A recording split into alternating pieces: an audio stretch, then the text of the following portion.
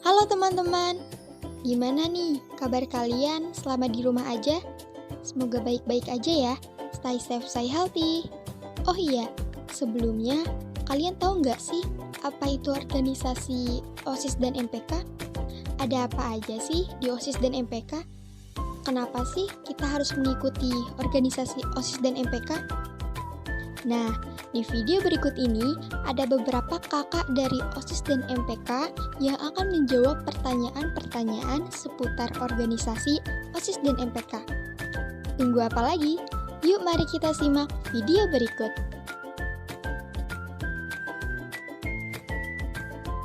Assalamualaikum warahmatullahi wabarakatuh.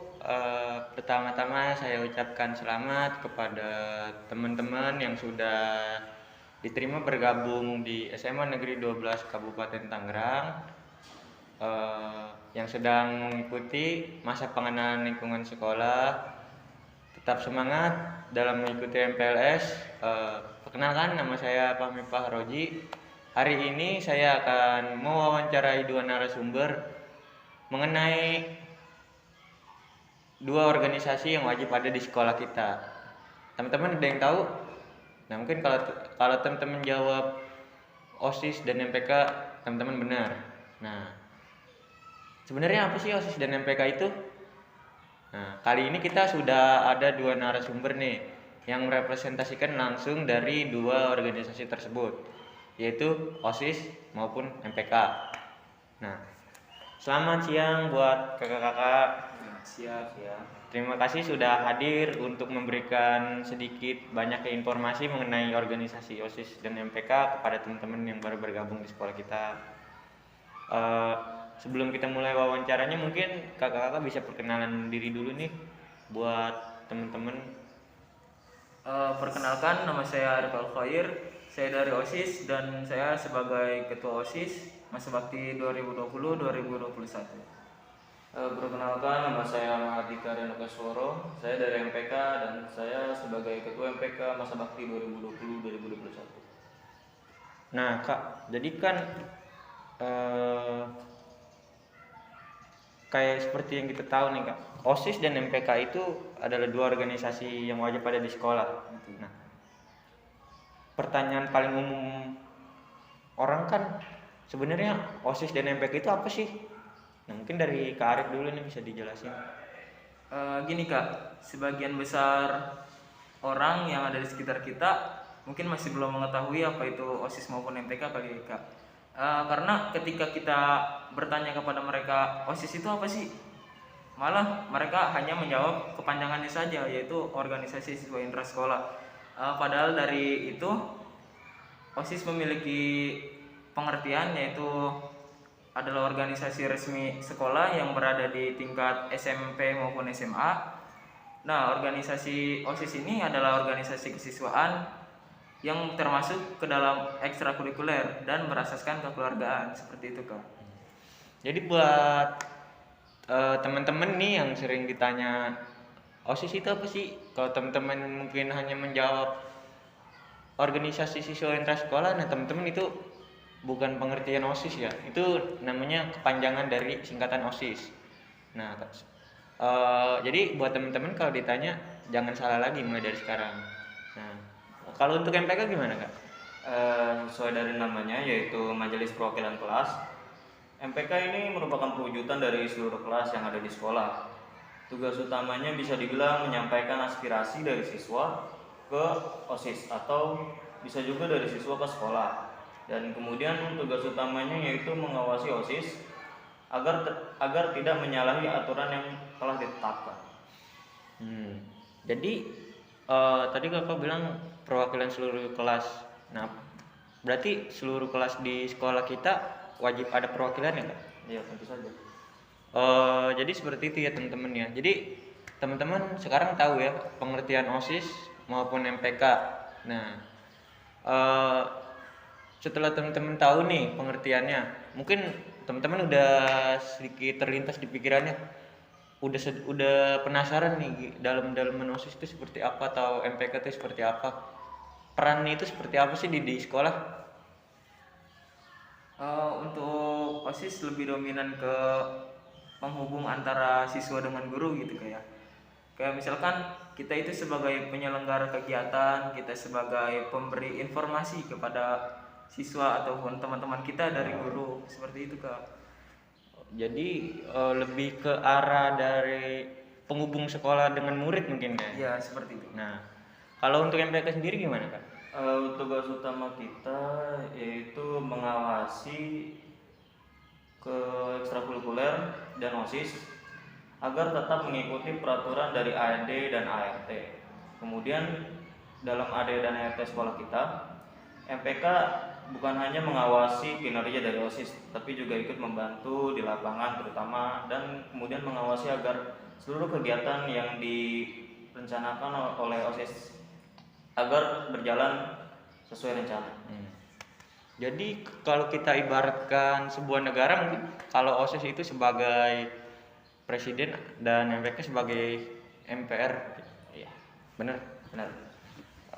Jadi seperti itu ya teman-teman ya. Sekarang teman-teman udah tahu pengertian dan peran organisasi OSIS maupun MPK di sekolah. Nah, teman-teman mungkin sekarang lebih penasaran dari sebelumnya dalam kepanitiaan atau kepengurusan OSIS dan MPK itu seperti apa sih? Nah, teman-teman bisa simak videonya berikut ini.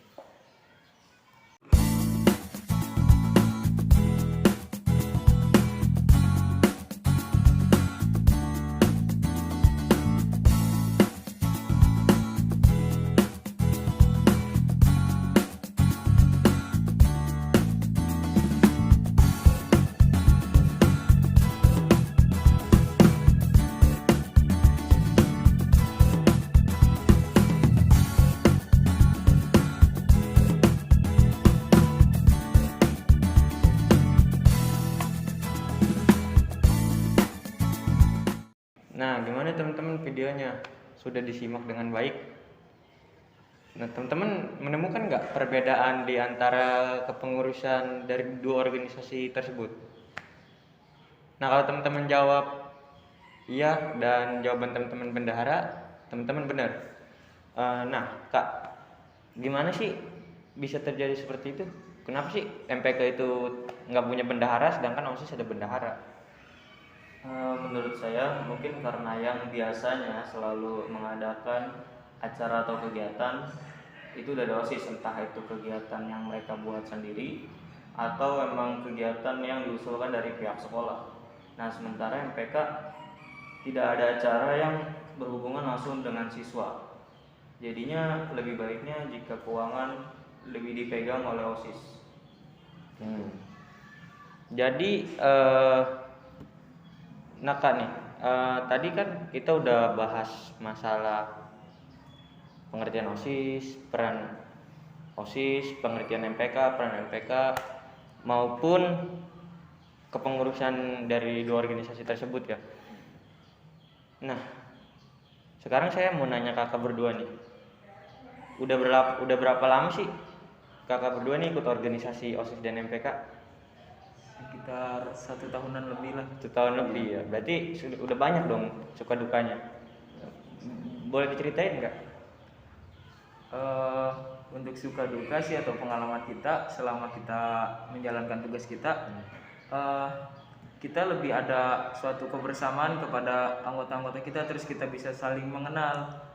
Karena kan SMA Negeri 12 itu termasuk sekolah yang memiliki kelasnya banyak ya. Nah, dan dari situ kita bisa mengenal satu-satu dari kelas-kelas masing-masing kelas tersebut Kak. Kayak misalkan dia adanya di kelas ini, kita bisa kenal orang yang ada di kelas ini, seperti itu. Nah, mungkin Kamar mau cerita tentang pengalamannya? Kalau pengalaman kurang lebih sama ya dengan Garif, karena suka duka yang kita alami bareng, kita kerjanya bareng, dan karena yang sudah saya bilang sebelumnya, hubungan MPK dengan OSIS itu mitra kerja lebih tepatnya. Jadi pengalaman yang kita dapat kurang lebih sama. Baik Kak. Tadi kan kita udah cerita banyak nih tentang OSIS, lumayan banyak lah. Nah, terus apa sih manfaat yang teman-teman bisa dapetin kalau teman-teman ikut OSIS? untuk manfaat yang secara umum atau lebih banyak ataupun dominan gitu ya Kak, yaitu kita bisa lebih mudah untuk mendapatkan informasi dari guru, entah itu dari pimpinan-pimpinan lain tentang sekolah kita. Jadi kita sudah memiliki informasi terlebih dahulu dari teman-teman kita. Nah, terus kita juga lebih memiliki koneksi antara guru dengan siswa-siswa yang lain karena kita sering bersosialisasi seperti itu Kak. Maaf, berarti bukan tadi saya ngomong OSIS, MPK juga demikian ya? Seperti itu, karena kita memang kerjanya itu sama. Mungkin ada tambahan Kak?